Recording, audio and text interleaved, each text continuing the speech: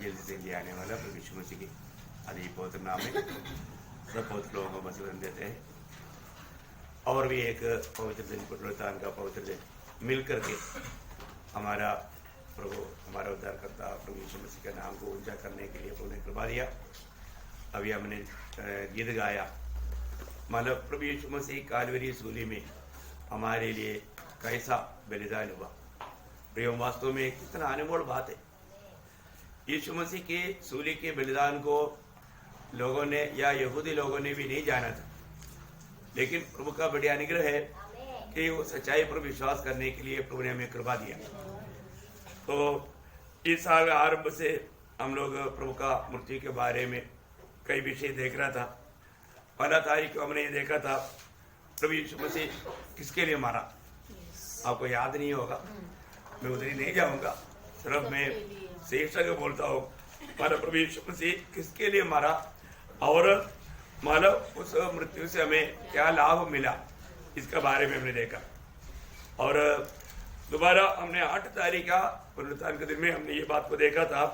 मानो प्रभु यीशु मसीह की मृत्यु के द्वारा 7 बातें जो खत्म हो गया, क्या क्या बात खत्म हुआ था, वो बात का बारे में हमने देखा।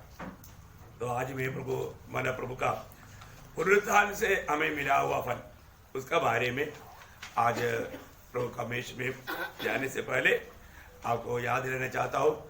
आधार के लिए पहले एक वचन पढ़ेंगे, पहला कुरिन्थी 15 अध्याय का 3 और 4 वचन।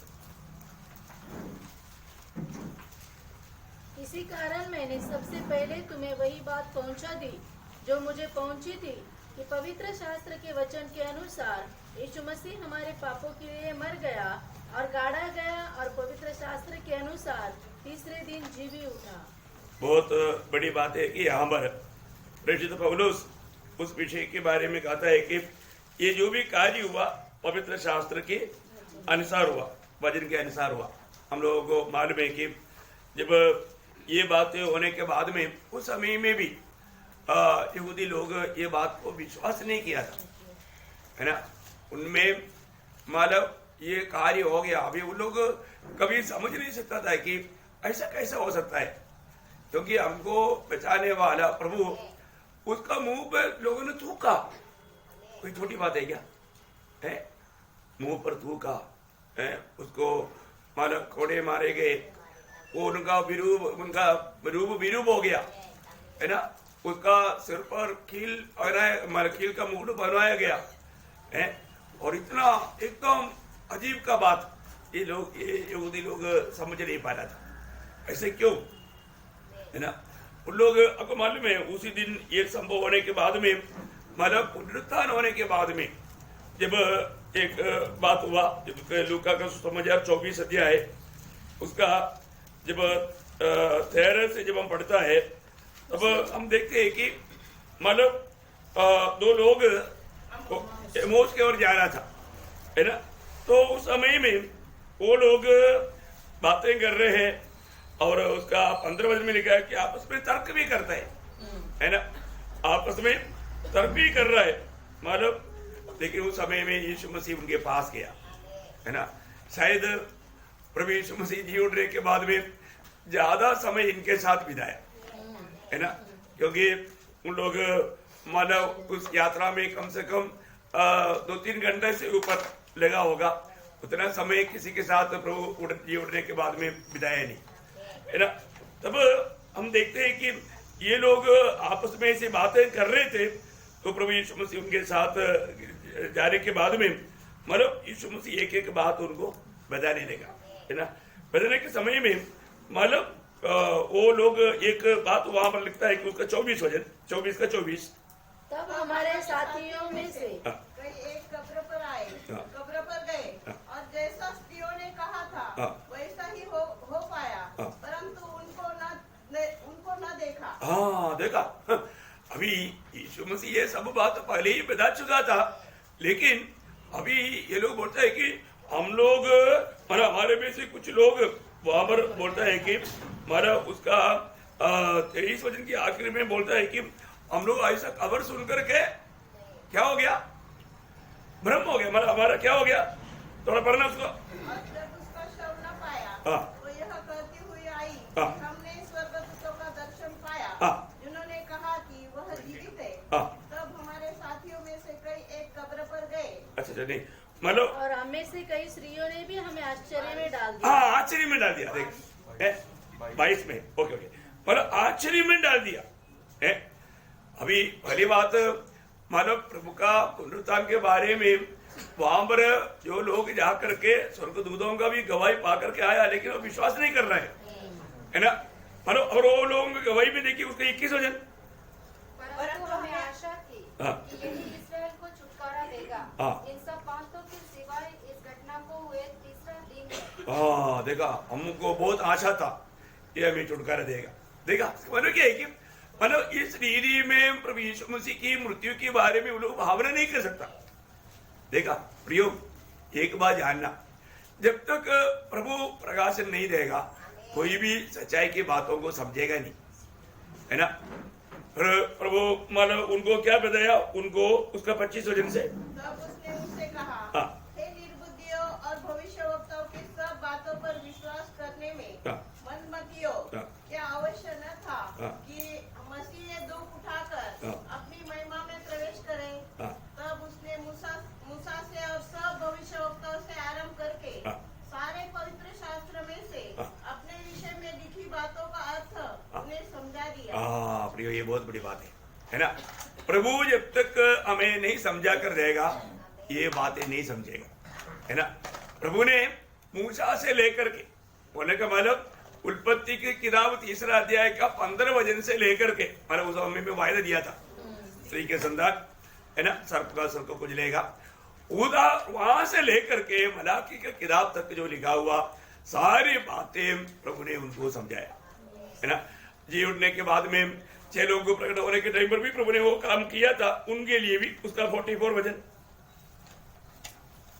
फिर उसने मुझसे कहा, ये मेरी वे बातें हैं जो मैंने तुम्हारे साथ रहते हुए तुमसे कही थी कि अवश्य है कि जितनी बातें मूसा की व्यवस्था और भविष्यवक्ता और भजनों की पुस्तकों में मेरे विषय में लिखी है सब पूरी हो। हाँ देखा, मतलब क्या है कि यहाँ पर यीशु मसीह ये बात को सबूत किया है कि मतलब ये जो भी होना था वो सब मेरे जीवन में बीत गया, है ना। मूसा से लेकर के बोलेगा तो उत्पत्ति के किताब से लेकर के भजन संहिता से लेकर के मलाकी तक का सारे मतलब भविष्यताओं का किताबों का बातें में उनको समझाया। बहुत बड़ी बात है ना प्रिय, है ना। तो आज मतलब उस प्रभु यीशु मसीह की पुनरुत्थान का क्या क्या फल है उसके बारे में थोड़ा कम शब्दों में आपको बताना चाहूंगा। 7-8-9 पॉइंट है। पहली बात मतलब हमारा विश्वास को एक प्रकार यकीन दिलाया या उसको एकदम संदेह रहित किया, है ना, वो एकदम मजबूत किया, है ना। पहला पत्रोस उसका 1 अध्याय का 21 वचन, पहला पत्रोस 1 अध्याय का 21 वचन। उसके द्वारा तुम उस परमेश्वर पर विश्वास करते हो जिसने उसे मरे हुए में से जिलाया और महिमा दी कि तुम्हारा विश्वास और आशा परमेश्वर पर हो। देखा मतलब प्रभु में विश्वास एकदम मजबूत विश्वास करने लायक जी उठने के द्वारा प्रभु ने कार्य किया, है ना। ये सच्चाई जानने के बाद में फिर थोड़ा भी संदेह ही नहीं रहा, हमें विश्वास करने के लिए कोई दिक्कत नहीं रहा, है ना। हमारा विश्वास को एकदम मतलब मजबूत किया, क्या बोला, हाँ दृढ़ किया, हाँ बिल्कुल एकदम मतलब टाइट कर दिया, एकदम इसमें कोई संदेह करने वाला बात है ही नहीं। अभी भी प्रभु यीशु मसीह की मृतकों से जी उठने के बाद में आजकल आपको मालूम है कैसे भी विश्वास से लोगों को गिराने के लिए कई प्रकार का झूठे प्रचार झूठे बात होता है ना। कुछ लोग बोलते यीशु मसीह के जन्म ही नहीं हुआ, कुछ लोग बोलते हैं यीशु मसीह जन्म हुआ था लेकिन वो मारा नहीं, उधर से भाग करके जम्मू कश्मीर में आया, उधर शादी करके उधर ऐसे बातें हैं ऐसे। कुछ लोग बोलते हैं नहीं वो उधर है ना, उधर बदल हो गया दूसरा मार गया, ऐसा क्या क्या बोलता है। लेकिन सच्चाई प्रभु के वचन में लिखा है ना। और मानो ये तो लोगों के सामने हुआ है और चरित्र इसका गवाह है ना। फिर भी उसको उल्ट करने के लिए विरोधी काफी कोशिश करता है। प्रियो, एक बात को जानना है कि हमारे प्रभु यीशु मसीह सूली पर मर करके तीसरा दिन जी उठा है। ये बात इतिहास है, चरित्र है, इसमें कोई मतलब तोड़-मोड़ नहीं कर सकता। लेकिन मतलब लोग घबराने के लिए, नहीं तो बहकाने के लिए ऐसा काम करता है। चलो उनकी बात उनको करने दो, लेकिन प्रभु के लोगों को प्रभु का वचन में बना रहना, प्रभु का सच्चाई में बना रहना। दूसरा बात, प्रभु यीशु मसीह जी उठने के द्वारा हमें जीवित आशा मिला। प्रियो, ये दुनिया में हमको आशा देना है तो हमेशा जिंदा होना चाहिए। ये दुनिया में ऐसा कोई भी नहीं है, हमें ऐसा कोई आशा ऐसा दे ही नहीं सकता, क्योंकि सब लोग अपने समय के बाद में खत्म हो गया, मर गया, उनका कब्र बंद है, जी नहीं उठा। परंतु प्रभु यीशु मसीह जी उठने के द्वारा हमें जीवित आशा मिला। वो आशा का सविशेष तो है, वही पहला पत्रोस उसका पहला अध्याय का 3-4 वचन। हमारे प्रभु यीशु मसीह के परमेश्वर और पिता का धन्यवाद हो, जिसने यीशु मसीह के मरे हुए में से जी उठने के द्वारा, देखा, जिसने मसीह की जी उठने के द्वारा अपनी बड़ी दया से हमें जीवित आशा के लिए नया जन्म, देखा, हमें क्या दिया? जीवित आशा, जीवित आशा। प्रियो, ये कितना अनमोल बात है। प्रभु यीशु मसीह में हमें मिला हुआ आशा जीवित आशा है, क्योंकि हमारे यीशु मसीह को पिता ने मरे हुए में से जिलाते हुए ही आशा दिया। ये आशा साधारण आशा नहीं, और ये आशा और कहीं से मिलेगा भी नहीं, है ना। ये मरे हुए में से जिलाया गया हुआ प्रभु यीशु मसीह के द्वारा पिता ने हमको दिया है। ये जीवित आशा पाया ना। हाँ, आपका चेहरा देखने से मन बढ़ता है ना, आपका चेहरा चमक रहा है, क्योंकि आप आशा में है। ठंडी है लेकिन आशा है। तो ठंडी के कारण कई लोगों को तकलीफ होता है, लेकिन वो तकलीफ से बाजू हो गया, क्योंकि आशा है। कितने लोग कैसे कैसे भागते भागते आ रहे हैं, क्योंकि आशा है। हाँ प्रियो, इस जी उठने के द्वारा प्रभु ने हमें जीवित आशा दिया, है ना। हम और कोई लोगों के जैसा नहीं। मैं अभी पिछले दिन में सोच रहा था कि ये इधर से कितने लोग गीत गाते गाते कहाँ जा रहा है, वो मतलब ढूंढ रहे हैं, क्या है ना, मतलब उनके चेहरे में देखो कोई आशा नहीं, कोई खुशी नहीं है, बहुत लोग निराश है। मैंने बहुत मतलब लोग, मैं उधर ही खड़ा होकर के मैं देखा, एक भी जन में एक आशा दिखाई नहीं दिया, एक आशा नहीं दिखाई, क्योंकि वो चेहरे बताता है ना, वो कुछ मजबूरी में है ना। बहुत भयंकर बात है प्रियो, परंतु प्रभु के लोगों में आशा है। जो सच्चा उद्धार पाए वो लोग, सबको नहीं है। और प्रभु के उपस्थिति में आ गया बोल करके सबका चेहरा चमकना चाहिए, ऐसे नहीं। उनका चेहरा चमकेगा जिनका उद्धार हुआ है और उनको मालूम है कि हमारे यीशु मसीह वापस हमको लेने के लिए आएगा। वो जो भी काम करेगा बहुत आशा से करेगा, है ना। तीसरा बात क्या होगा मालूम है कि यीशु मसीह जी उठने के द्वारा सारे जगत को प्रभु यीशु मसीह के द्वारा न्याय करेगा, ये बात को सबूत किया, है ना। यीशु मसीह सारा जगत का न्याय करेगा, ये बात को सबूत किया, है ना। प्रेरितों का उसका 17 अध्याय का 31 वचन। क्योंकि उसने एक दिन ठहराया है जिसमें वह उस मनुष्य के द्वारा धर्म से जगत का न्याय करेगा। देखो, उस मनुष्य के द्वारा धर्म से जगत का न्याय करेगा। Acts chapter 17 verse 31। जिसे उसने ठहराया और उसे मरे हुए में से जिलाकर, उसे मरे हुए से जिलाकर यह बात सब पर प्रमाणित कर दी है। देखा, ये बात सब पर प्रमाणित कर दिया। बोलेगा तो अब ये नो डाउट सारे लोगों का न्याय एक दिन होने वाला है, सभी मानव जाति का न्याय होगा। इतना अनोखा बात है प्रिय, है ना। इब्रानियों 9:27 बोलता है, एक बार मरना फिर न्याय का होना सारे मनुष्य के लिए परमेश्वर ने नियुक्त किया। प्रियो, सबका न्याय होगा, सबका न्याय होने वाला है, एक भी नहीं बचेगा। धर्मियों का न्याय होगा, पापियों का भी न्याय होगा, पर तो अलग अलग टाइम में, है ना। जब पहला कोरिन्थी 15 अध्याय का 10 वचन में प्रेरित पौलुस गवाही देता है, हम सबको मसीह के सिंहासन के सामने खड़ा होना है। किस लिए? अपनी शरीर में रहते हुए किया हुआ काम भले हो बुरे हो उनके अनुसार प्राप्त करने के लिए हम सबको बोलेगा तो प्रेरित पौलुस भी उसमें है, प्रेरित पौलुस भी उसमें है। परंतु मानो पापियों का न्यायासन अलग है, वो तो श्वेत सिंहासन के सामने, प्रेज लॉर्ड, वो अलग न्याय है और हमारा अलग न्याय है, अलग टाइम पर भी है ना। बहुत बड़ी बात है, ये सब प्रभु के लोगों को मालूम है।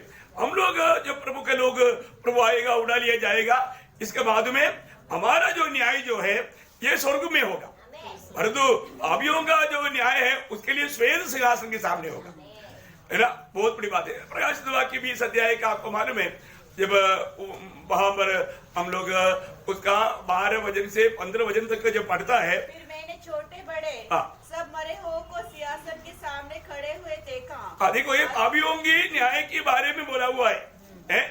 हाँ आगे। और पुस्तकें खोली गई और फिर एक और पुस्तक खोली गई, हाँ। अर्थात जीवन की पुस्तक, हाँ। और जिसका उस पुस्तक में लिखा हुआ, और जैसा उन पुस्तक में लिखा हुआ था, हाँ। वैसे ही उनके कामों के अनुसार मरे होकर न्याय किया गया। हाँ। समुद्र ने उनमें मरे हुए को जो उसमें थे हाँ। दे दिया, हाँ। और मृत्यु और अधोलोक ने हाँ। उन मरे हुओं को जो उनमें थे दे दिया, हाँ। और उनमें से हर एक के कामों के अनुसार हाँ। उनका न्याय किया गया। मृत्यु और अधोलोक आग की झील में डाले गए। ये आग की झील दूसरी मृत्यु है, और जिस किसी का नाम जीवन की पुस्तक में लिखा हुआ न मिला, वो आग के झील में डाला गया। देखा, मतलब जिस किसी का नाम जीवन की किताब में लिखा हुआ नहीं मिला, उनको उस आग का झील में। वो कौन है? वो लोग जिन्होंने प्रभु यीशु मसीह पर विश्वास नहीं किया। एक बहुत बड़ा बात है भी। अभी मैं आपको बताना चाहता हूं, अभी मानो मनुष्य का एक ही पाप गिना जाएगा। अभी मनुष्य का जिंदगी भर का सारे पाप नहीं गिना जाता। अभी प्रभु ने शॉर्ट कर दिया लोगों के लिए, है ना। अभी एक ही पाप गिना जाएगा। वो कौन सा पाप है? प्रभु यीशु मसीह पर विश्वास नहीं किया। देखा है, जिंदगी का कितना भी बड़ा पापी हो, पाप नहीं गिना जाता। अब एक ही बात गिना जाएगा, जो लोग प्रभु का सुसमाचार सुनने के बाद में उन्होंने विश्वास नहीं किया, वो है महापाप। वो पाप है, आज लोगों को न्याय की ओर ले जाता है। क्योंकि जिसने परमेश्वर का एकलौता पुत्र पर विश्वास नहीं किया, वो पाप सारे ऐसा लोगों को नरक में पहुंचाएगा। वो कितना भी महान व्यक्ति क्यों ना हो। प्रेज़ लॉर्ड, बहुत बड़ी बात है। तो अभी प्रभु यीशु मसीह को मतलब इस रीति में जिलाते हुए पिता परमेश्वर ने सब मनुष्यों पर यह बात प्रकट किया, प्रभु यीशु मसीह के द्वारा जगत का न्याय होगा। और कैसे होगा वो न्याय? कैसे होगा? मतलब रोमियो 2 अध्याय का 16 वजह। हाँ, पौलुस यहाँ पर वो भी बात क्लियर किया, ये सुसमाचार के द्वारा होगा। हाँ, पढ़ लो जल्दी। जिस दिन परमेश्वर मेरे सुसमाचार के अनुसार हाँ। यीशु मसीह के द्वारा मनुष्य की गुप्त बातों का न्याय करेगा। हाँ देखा, सुसमाचार के द्वारा न्याय करेगा। उसके आधार सुसमाचार है, इसलिए सुसमाचार जानना कितना जरूरी बात है ना। सुसमाचार एक शब्द में बोलेगा तो सुसमाचार क्या है? सुसमाचार एक समाचार नहीं, सुसमाचार एक व्यक्ति है, वो प्रभु यीशु मसीह है। प्रेज़ लॉर्ड, बहुत सरल दीदी में समझ सकता है ना। सुसमाचार बोलेगा तो लोगों को लगता है कि ये कोई बहुत बड़ा लंबा लेक्चर है। नो, लेक्चर नहीं, मैं आपको बहुत सरल रूप में समझने लायक समझाता हूँ, है ना। सुसमाचार क्या है? अगर आपको भी किसी को अगर मालूम नहीं है तो आज पूर्ण रूप में मालूम कर लो। सुसमाचार क्या है? सुसमाचार कुछ इसका उसका बात बोलने वाला बात नहीं। सुसमाचार 2 तिमोथी 2 अध्याय का 8 वचन। 2 तिमोथी 2 अध्याय का 8 वचन। हमारे प्रभु की गवाही जो दाऊद के वंश से हुआ और मरे हुए में से जी उठा, और यह मेरे सुसमाचार के अनुसार है। हाँ देखा, ये है सुसमाचार। नहीं समझा? प्रभु यीशु मसीह को स्मरण कर, ये सुसमाचार है। जो भी देता है सुसमाचार, वो किसको देना चाहिए? हाँ, प्रभु यीशु मसीह को देना। बहुत बड़ी बात है प्रिय। अगर हमारा जीवन में हम लोगों को मसीह को नहीं दिया तो सुसमाचार नहीं बना, है ना। तो इसलिए तो प्रभु यीशु मसीह को जी उठने के द्वारा हमें पहली बात हमारा विश्वास पक्का हो गया, उसमें कोई संदेह करने वाली बात नहीं। दूसरी बात, हमें मिला हुआ जो आशा जो है वो साधारण आशा नहीं, जीवित आशा है ना। ये सब पुनरुत्थान के द्वारा हमें मिला। तीसरी बात हमने देखा है कि मानव प्रभु ये दुनिया का किसके द्वारा न्याय करेगा? प्रभु यीशु मसीह के द्वारा न्याय करेगा। चौथी बात क्या है कि मानव हमें धर्मी बनने का द्वार खुल गया। हमें इस दुनिया में कोई भी धर्मी नहीं, परंतु पापी को धर्मी हो जाने का मार्ग खुल गया यीशु मसीह का जी उठने के द्वारा, है ना। रोमियो का पत्री उसका 4 अध्याय, ये सब वचन में लिखा है, आप लोग इसको ठीक से जानेगा तो उड़ी मारेगा। हाँ, उसका 4 अध्याय का 24-25 हो जाए। वरन हमारे लिए भी हाँ। जिनके लिए विश्वास धार्मिकता गिना जाएगा, हाँ। अर्थात हमारे लिए हाँ। जो उस पर विश्वास करते हैं, हाँ। जिसने हमारे प्रभु यीशु को मरे हुए में से जिलाया। देखा, मरे हुए में से जिलाया। वह हमारे अपराधों के लिए हाँ। पकड़वा गया हाँ। और हमारे धर्मी ठहरने के लिए हाँ। जिलाया। देखा, ओ कितना अनोखा बात है प्रियो, है ना। मानो जिलाया गया हुआ प्रभु यीशु मसीह पर विश्वास करने वाला हर एक पापी को प्रभु पापी की उस नाम बदलकर धर्मी नाम रखेगा। कितना बड़ा बात है ना। अगर ये सब प्रभु ने हमारे लिए किया है, सिर्फ विश्वास करना है। विश्वास के ऊपर ये सब कुछ में मुफ्त में मिल रहा है प्रियो। फिर भी बहुत लोग विश्वास नहीं कर पा रहे है ना। कितना दुख भरा बात है ना। ऐसा लोगों के लिए हम लोग बहुत बोझ से प्रार्थना करना, जिसको यह अनुग्रह मिला है ना, जिसका उद्धार हुआ। क्योंकि जो ये सच्चाई पर विश्वास नहीं कर पा रहा है, उनके लिए बहुत बोझ के साथ हमें प्रार्थना करना चाहिए, ताकि प्रभु उनका भी मतलब बुद्धि खोल दे, है ना, उनका भी दिल खोल दे, वो प्रभु को दिल दे पाए, है ना। प्रभु को बहुत धन्यवाद देता है। उसका मतलब क्या है कि प्रभु यीशु मसीह अगर जी नहीं उड़ता तो हमें कभी भी धर्मी होने का मौका नहीं मिलता, धर्मी होने का मौका नहीं मिलता। परंतु आज हम कौन है? हम लोग धर्मी लोग हैं। तो कितना अनमोल बात है प्रियो, है ना। देखो, ये सब मतलब हमें मिला, हमारे कोई काम से मिला क्या? नहीं। हाँ, ये प्रभु का अनुग्रह से, है ना, और मसीह में बना रहने के द्वारा मिला है।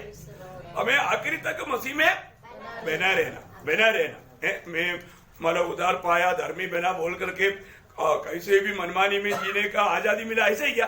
नहीं, ऐसे कोई धोखा नहीं खाना है। हम धर्मी बना है तो हम हमेशा मसीह में पाया जाना, है ना, मसीह में पाया जाना, और मरने के टाइम पर भी मसीह में मरना।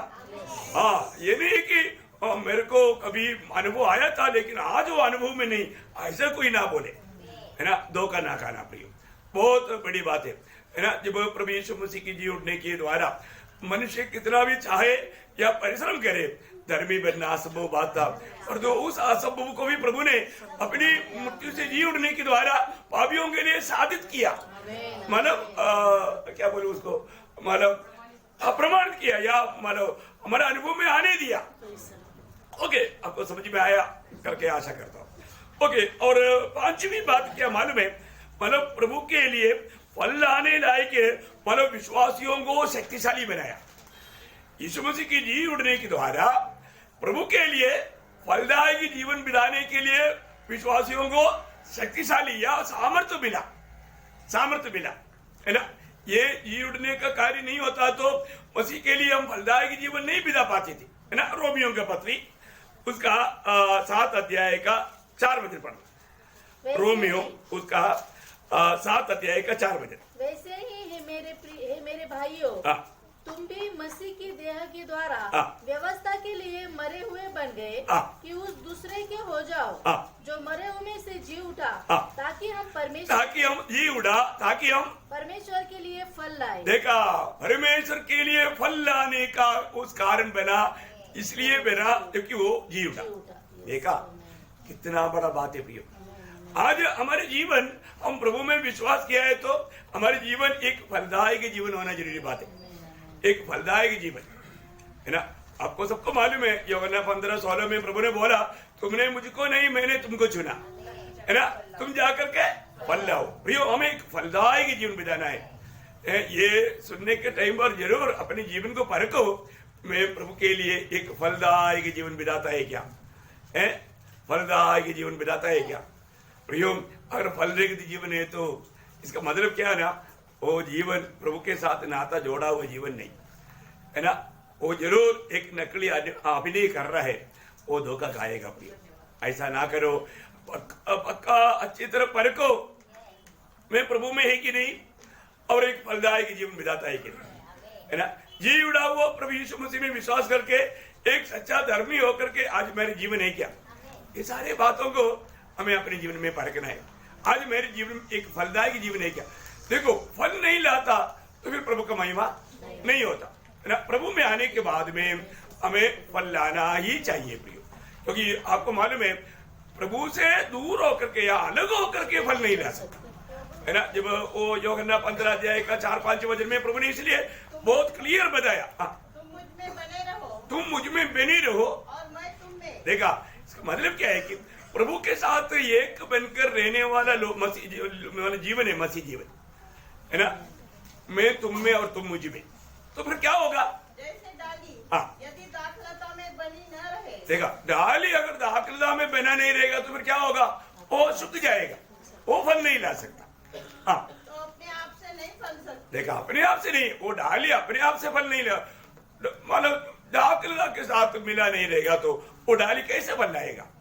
नहीं हो सकता। ऐसा वैसे ही तुम भी यदि मुझ में बने न रहो तो नहीं फल सकते। देखो प्रियो, अभी अपने जीवन को परखो। हम एक दूसरे के ऊपर न्याय नहीं करना है, अपने आप को परखो। हम प्रभु की उपस्थिति में हैं।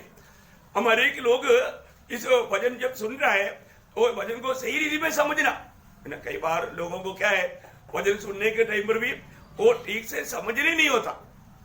प्रियो, ये समझो, आप प्रभु में आया कितना साल हो गया, परंतु प्रभु चाहने वाला फल है क्या? आप एक भी आत्मा को जीत पाया क्या है? और एक भी आत्मा को जीत नहीं पाया। प्रियो, मैं आपको बोलता हूं, इससे बढ़कर के प्रभु को मतलब निंदा होने वाला बात कुछ भी नहीं। एक प्रकार प्रभु का वो निंदा है। प्रभु में आने के बाद में हमें आत्मा जीतना ही है प्रियो, हमें सुसमाचार का गवाह बनना ही है।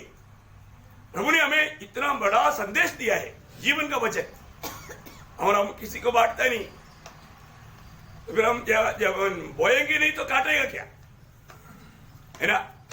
बहुत दुखदायक बात है हमारे जीवन में। प्रभु ने जिसके लिए मुझको चुना, मेरे कर्तव्य क्या है, ये सब मंडली को प्रभु ने बताया, सिखाया, लेकिन आपने नहीं सीखा, आपने उसके अनुसार जीवन नहीं बिताया, फिर फल कैसे होगा? प्रभु में बना रहना भी, प्रभु में बना रहते बिना। आज सच में आप सोचो, आपके जीवन से प्रभु का महिमा हो रहा है क्या? क्योंकि प्रभु ने उसकी महिमा के लिए हमको सृजा। किस लिए? महिमा के लिए। हमें ये जो नया सृष्टि बहुत बड़ा गहरी बात है, आपको थोड़ी देर बाद बताएंगे, बहुत बड़ी बात है। तो प्रभु की महिमा, आज प्रभु की महिमा मेरे जीवन से हो रहा है क्या? कब महिमा होगा? वही 15 अध्याय का 8 बजे। मेरे पिता की महिमा इसी से होती है कि तुम बहुत सा फल लाओ, तभी तुम मेरे चेले ठहरोगे। देखा, तभी तुम मेरा चेला ठहरेगा। इसका मतलब क्या है कि अभी तक चेला नहीं हुआ है, सिर्फ डुक्की लिया बोल करके घमंड करके चल रहा है, सच्चा वचन को नहीं पाया, वचन को नहीं समझा है। आप कितना भी 1000 बार बाइबल पढ़ो प्रियो, नहीं समझेगा आपको। यार, एक बातों का एक व्यवस्था प्रभु ने रखा है, व्यवस्था। हमारा परमेश्वर नियम का परमेश्वर है। क्या है? नियम का परमेश्वर। नियम तोड़ेगा तो प्रभु आपको छोड़ देगा, ये बात है ना। शाऊल ने प्रथम राजा, इस्राएल का प्रथम राजा शाऊल ने प्रभु का नियम को तोड़ दिया, प्रभु ने छोड़ दिया, प्रभु ने छोड़ दिया। तो प्रभु के वचन को मानने का जिम्मेवारी हमारा है, वचन में बना रहने का जिम्मेवारी हमारा है। ये सच्चा चेला कब ठहरता है? सिर्फ बपतिस्मा लिया चेला बनेगा नहीं। वहां पर यूहन्ना 8 का 31-32 में प्रभु ने क्या बोला? विश्वास किया हुआ यहूदियों को बोल रहा है, यूहन्ना 8 अध्याय का 31-32। तब यीशु ने उन यहूदियों से जिन्होंने उस पर विश्वास किया था कहा, यदि तुम मेरे वचन में बने रहोगे तो सचमुच मेरे चेले ठहरोगे। देखा, इसका मतलब क्या है? प्रभु का वचन में बना रहना है प्रिय। वचन में बना रहते बिना चेला नहीं है। आज मैं प्रभु का वचन में बना रहता है क्या, है ना? और ऐसा नहीं है तो फिर आप जरूर एक गलत ट्रैक पर चल रहे हैं, इनाम पाने लायक नहीं दौड़ रहे हैं। आज सच्चा एक आजादी के अनुभव में बहुत लोग नहीं, क्योंकि वो वचन में बना नहीं रहता। प्रियो, हम कोई भी देखो कितना भी नष्ट हो रही है, तो परंतु मसीह को नष्ट ना करें, यीशु मसीह को नष्ट ना करें। प्रभु को पाया हुए लोग कभी भी प्रभु को नष्ट ना करोगे, ये बहुत दुखदायक बात बनेगा। इसलिए प्रभु के वचन में बना रहना हमारे कर्तव्य है। एक फलदायक जीवन, है ना, मसीह में आने के बाद में वो जरूर फल लाएगा, है ना। वो आने का कारण क्या है? वो मसीह में बना रहता है ना, मसीह में बना रहेगा, फल लाएगा। इसका मतलब हमारे जीवन में फल नहीं है तो अभी आप देखो उसका मतलब कारण क्या है? यीशु मसीह में बना रहने वाले लोग को फल लाएगा। यीशु मसीह ने क्लियर बोला, प्रभु का वचन कभी भी बदलता नहीं प्रिय, है ना। हमारा परिश्रम से भी फल नहीं होता, प्रभु में बना रहना। इसका मतलब मैं कहीं ना कहीं प्रभु से दूर है, इसलिए मतलब फल नहीं है। इसका मतलब प्रभु जी उड़ा हुआ, प्रभु के साथ नाता जोड़ा हुआ लोग एक फलदायक जीवन बिताएगा। हमें अपने आप को परखना है, मैं एक फलदायक जीवन बिताता है क्या, ताकि मेरे जीवन से प्रभु का महिमा हो।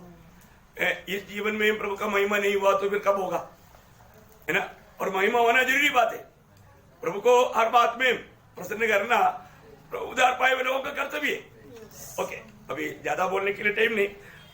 और छठवीं बात क्या है कि मतलब हमारे लिए, मतलब जो उधार पाए हुए लोगों के लिए सदा के लिए एक याचक मिला है, सदा के लिए एक याचक मिला। आपको मालूम है याचक का कर्तव्य ड्यूटी बहुत बड़ा है, क्योंकि भाभी को परमेश्वर के साथ मिलाने वाला काम याचक करता है ना। भविष्य क्या करता? परमेश्वर के साथ परमेश्वर से मिला करके लोगों को देता है ना। ये बहुत, दोनों सेवकाई में बहुत फर्क है। अभी हमारे लिए हमेशा के लिए ऐसा एक याचक मिला जो कि हमें कभी भी हारने नहीं देगा। ओ क्या मतलब मंडली जीवन कितना धन्य जीवन है ना, मतलब हमें कभी भी खोने नहीं देता। उधार पाए हुए लोगों के बारे में बोल रहे हैं। हाँ, उधार नहीं पाया है तो उनके लिए कुछ भी नहीं होगा है।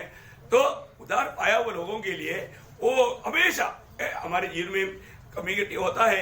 ये दुनिया के जीवन की यात्रा में ऐसे कोई नहीं है कि जो कभी गलती नहीं होता, गलती होता है, लेकिन प्रभु के आत्मा हमें याद दिला करके मन फिरावट देगा। और हमारे लिए दोष लगाने वाला शैतान जब स्वर्ग में पहुंचेगा तो भी वहां पर हमारे लिए गड्ढों के थे, है ना, हमारे लिए गड्ढों के थे। वो हमें कभी भी खोने नहीं देता, ये प्रभु का गारंटी है ना। जब इब्रानियों 7 अध्याय उसका 25 अध्याय, इसीलिए जो उसके द्वारा परमेश्वर के पास आते हैं वह उनका पूरा पूरा उद्धार कर सकता है। देखा, उनका पूरा पूरा उद्धार कर सकता है, क्योंकि वह उनके लिए विनती करने को सर्वदा जीवित है। देखा, उनके लिए विनती करने को, मतलब जो लोगों ने प्रभु यीशु मसीह को अपना दिल दिया, प्रभु ने उनको भी अपने दिल में ले लिया, अपने पास ले लिया। उनका जीवन की कोई भी बात है, उनके लिए वो पिता के पास बैठा है। विरोधी कुछ भी आरोप लगा कर आएगा तो भी पिता को बोलेगा, पिता इसको मैंने खरीदा है, ये मेरा है, फिर इसके बाद में कुछ नहीं होता। शैतान निश्चित होकर भाग जाता। तो बहुत बड़ी बात क्या है कि इसलिए हमारे जीवन में कई प्रकार, जब यूहन्ना भी हमें समझाते हुए बताता है ना, पहला यूहन्ना उसका 2 अध्याय का 1 वचन, पहला यूहन्ना 2 अध्याय का 1 वचन। मेरे बालों को, मैंने ये बातें तुम्हें इसलिए लिखता हूँ कि तुम पाप ना करो। पाप ना करो, और यदि कोई पाप करे तो पिता के पास हमारा एक सहायक है, अर्थात धर्मी यीशु मसीह। देखो, हमारे लिए एक सहायक है, एक एडवोकेट है, एक मददगार है, हमारे यीशु मसीह। वो यीशु मसीह हमारे लिए विनती करता है ना। वही बात पौलुस भी बोलता है जब रोमियो का पत्री में 8 अध्याय का 34 वचन। ये सब पवित्र लोगों को अच्छी तरह मालूम है ना। मसीह है जो मर गया, वरन मुर्दों में से भी जी उठा और परमेश्वर की दाहिनी ओर है और हमारे लिए निवेदन भी करता है। देखा, हमारे लिए निवेदन भी करता है, निवेदन भी करता है, मतलब वो हमारे लिए विनती करते रहता है। इसलिए आज भी हम लोग प्रभु को उपस्थिति में आ पाया, नहीं तो ये दौड़ में रिकॉर्ड पढ़ करके रुक जाता था, लेकिन प्रभु ने हमें रुकने नहीं दिया, उठा कर लाया प्रभु ने। बहुत प्रभु अनुग्रह देता है प्रियो। तो सबसे बड़ी बात क्या है कि हमारे जीवन में प्रभु यीशु मसीह जी उठने के द्वारा हमें मिला हुआ यह फल है सब। अभी 7वां फल क्या है मालूम है? देखो, परमेश्वर का सामर्थ्य का या शक्ति का एक प्रकार एक सीमा को जान पाया।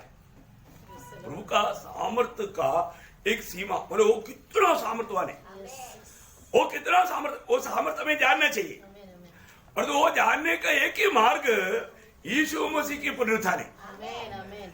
यीशु मसीह के पुनरुत्थान मतलब हमारे लिए परमेश्वर का सामर्थ्य को समझने का कारण हुआ। Praise the Lord. अभी मतलब प्रेरित पौलुस एफेसुस मंडली के लिए प्रार्थना करने के टाइम पर वो एक बिंदी वो मंडली जानने के लिए प्रार्थना करने के टाइम पर एफेसियों 5 अध्याय का उसका 18-19 वचन पढ़ना। 18-19 और तुम्हारे मन की आंखें ज्योतिर्मय हो हाँ। कि तुम जान लो कि उसकी बुलाहट की आशा क्या है हाँ। और पवित्र लोगों में उसकी मिरास की महिमा का धन कैसा है हाँ। और उसकी सामर्थ जो हमें जो विश्वास करते हैं हाँ। कितनी महान है। हाँ देखिए, हमें विश्वास करने वालों में उसका सामर्थ्य कितना महान है। उसकी शक्ति के प्रभाव के उस कार्य के अनुसार हाँ। जो उसने मसीह में किया उसको मरे हुए में से जिलाकर मसीह को मरे हुए में से जिलाकर स्वर्गीय स्थानों में अपनी दाहिनी ओर। वाह, वो है वो 20 वचन है, 21 वचन आमेन। देखा है, मसीह को मरे हुए में से जिलाया। देखिए प्रियो, आपको मालूम है ये एक साधारण कार्य नहीं है प्रियो। एक मरा हुआ व्यक्ति को मतलब अभी आपको मालूम है प्रभु यीशु मसीह ने भी 3 लोगों को जिलाया, वो बात सबूत में लिखा हुआ है और भी बहुत है वो आपको सबको मालूम है ना। जब मतलब उस विधवा का बेटे को जिलाया, याइरोस का बेटी को जिलाया और लाजर को जिलाया, परंतु वो जिलाने में यीशु मसीह जिलाए जाने में अंदर है। वो लोग जिलाए जाने के बाद में वापस मर गया, परंतु यीशु मसीह के जिलाया जाना ऐसा नहीं। आमेन आमेन। यीशु मसीह का जिलाया जाना बोलेगा तो वो महिमा के शरीर के साथ है, आमेन। महिमा के शरीर के साथ, और वो मतलब कभी भी नहीं मर सकता ऐसा अनुभव में जिलाया गया। आमेन। वो कैसे सामर्थ्य है? लॉर्ड आमेन आमेन। वो सामर्थ्य को इस रीति में प्रभु में किया हुआ बात को जान करके थोड़ा हम समझ सकता है। Praise the Lord. पूर्ण रूप में समझेगा नहीं, पूर्ण रूप में हम आगे बहुत आगे जाकर के समझे, बहुत बड़ी बात है। परंतु उसका सामर्थ्य इस रीति में हमें समझने में आ गया। ये दुनिया में ऐसे कोई भी इस रीति में मानव उड़ सकता है नहीं या मुर्दे को उड़ा सकता है, नहीं। क्योंकि कभी भी मृत्यु नहीं होगा है, कभी भी मृत्यु नहीं होगा। और एक तो महिमा का शरीर है ना, उसके लिए कोई भी दुनिया का कोई भी मानो रुकावट नहीं, बंद कमरे में आ सकता है। Praise Lord. अब देखिए, उसके लिए कमरा खोल कर देने का जरूरत नहीं, उस महिमा के शरीर के साथ प्रयोग यीशु मसीह की जी उड़ने के द्वारा परमेश्वर का सामर्थ्य कितना है उसका बारे में हमें एक आइडिया मिला। क्या मिला? एक थोड़ा कुछ समझ में आया। ओके, तो अभी 8वां बात क्या है ना, 7 हो गया ना। 8वां बात क्या है ना, प्रभु यीशु मसीह की जी उड़ने के द्वारा जो प्रभु ने पुरखों को जो वायदा दिया था वो पूरा हो गया। क्या हो गया? पुरखों को दिया हुआ, हमारा पिताओं को दिया हुआ बार बार भविष्यवाणियों के द्वारा जितने भी वायदे दिया था, यीशु मसीह को मृतकों से जिलाने के द्वारा वो सारा वायदा पूरा हो गया। देखा कितनी बड़ी बात है। 1-2 वचन पढ़ेंगे। जब प्रेरितों का उसका 13 अध्याय उसका 32-33 वचन। हम तुम्हें उस प्रतिज्ञा के विषय में हाँ। जो बाप दादों से की गई थी। देखा, जो बाप दादों से जो प्रभु ने किया हुआ जो वायदा है, वो प्रतिज्ञा है, वो सब यह सुसमाचार सुनाते हैं हाँ। कि परमेश्वर ने यीशु को जिलाकर, देखा, यीशु मसीह को जिलाकर वही प्रतिज्ञा हमारी संतान के लिए पूरी की। देखा, हम संतानों के लिए परमेश्वर ने यीशु मसीह को मृतकों से जिलाते हुए पूरा किया। प्रियो, अगर आप सोचिए, अगर प्रभु यीशु मसीह जी नहीं उठता, ये सारा वायदा अधूरा, और एक प्रकार बोलेगा तो सारा बाइबल झूठा बोल सकता था। लेकिन प्रियो, हमारा प्रभु यीशु मसीह में ये सारे बात पूरा हो गया। आप देखिए कितनी बड़ी बात है प्रियो। प्रभु को इसलिए जानना कितना जरूरी बात है। पिता ने मसीह में होकर के जो हमारे लिए किया हुआ बातों को जानना कितना जरूरी बात है ना। आखिरी 9वां बात बहुत आशा भरा बात है। वो बात बोल कर, क्योंकि समय को देख करके बोलने के लिए बहुत विषय है। 9वां बात क्या मालूम है कि हमको भी यीशु मसीह को जैसे जिलाया गया ऐसा जिलाया जाएगा।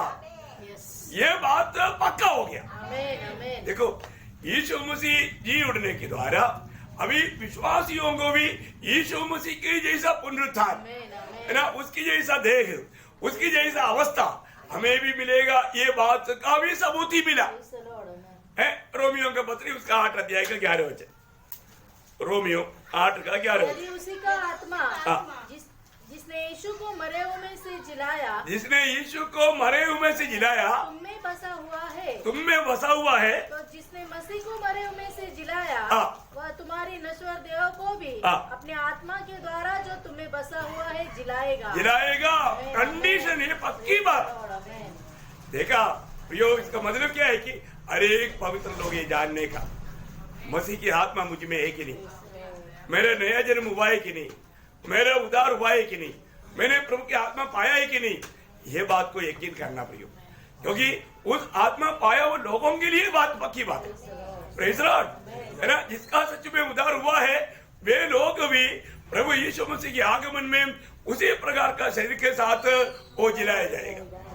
वो आत्मा उसमें होना चाहिए, है ना। जब कुरिन्थियों का पत्री 2 कुरिन्थी 4 अध्याय का 14 वचन, 2 कुरिन्थी 4 अध्याय का 14 वचन। क्योंकि हम जानते हैं कि जिसने प्रभु यीशु को जिलाया वही हमें भी, जिसने यीशु मसीह को जिलाया वही हमें भी यीशु मसीह में भागी जानकर जिलाएगा। देखा ये बात बहुत बहुत मजबूत बात है ना। हम लोग जो भी आज मसीह में आशा किया हुआ है, जो भी मानव मसीह लोग है, जो सच्चा नया जन्म पाकर उद्धार पाकर के जो प्रभु में है प्रियो, वो सब लोग एक दिन जिलाए जाएंगे। आज हो सकता है, आज प्रभु के आगमन हो सकता है प्रियो। वो संभव होने के टाइम पर लोग बोलेगा वो अभी हम स्टडी कर रहा था, वो प्रभु आ गया है। क्या बात है प्रियो, कितना खुशी की बात है।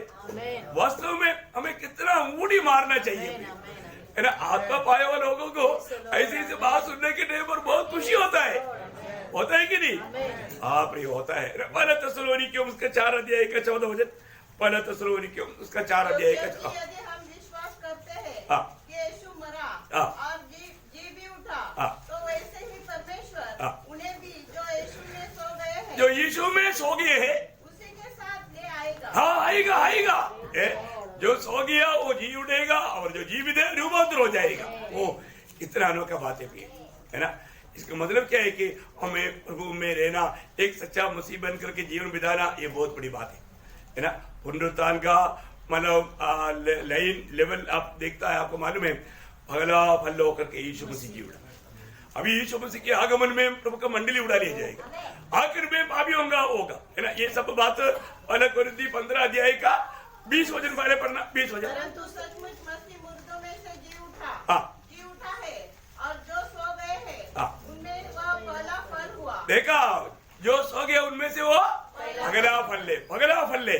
यीशु मसीह जी उठने में पगला फल ले ना, उसका 23 वचन। परंतु हर एक अपनी अपनी बारी में पहला फल मसीह, फिर मसीह के आने पर उसके लोग। देखा बोलने का अर्थ क्या है प्रियो? जो भी आदम्य पीढ़ी का है उन लोग 2 भागों में होकर के जी उठेगा। एक मन मंडली है ना, प्रभु के आगमन में उड़ा लिया जाएगा। इसके बाद में जो भी प्रभु में मतलब जो नहीं मरा है, जो पापों में मरा, उन लोगों का भी पुनरुत्थान होगा। आप देखिए प्रियो, है ना, सभी का सब है, वो लोगों का भी पुनरुत्थान हो जाएगा।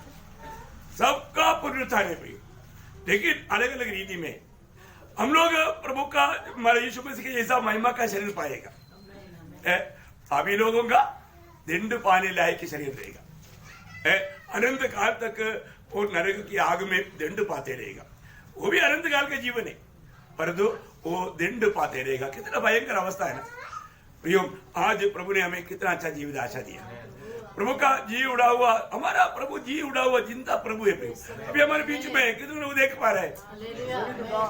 इसलिए है ना, जो प्रभु को उपस्थिति जानता है ना, वो हमेशा प्रभु का महिमा करते रहता है। सत्य वचन जब हमको छू लेता है, अभी यीशु मसीह उनके साथ चल करके वचन को समझा रहा था, तो उनके अंदर आग जल रहा था। वो लोग गवाही दिया, है ना, हमारा दिल जल रहा था। इधर कोई जलता नहीं, ठंडी ज्यादा है ना, ठंडी में कैसे जलेगा, जलाना मुश्किल होता है। ठंडी मत लगने देना। भजन की आग आएगा तो आपके मुंह से आमीन आना चाहिए। Praise the Lord. तो ये बहुत बड़ी बात है। तो प्रभु ये भजनों के द्वारा आप सबको आशीष दे, प्रभु को महिमा मिले। आमीन।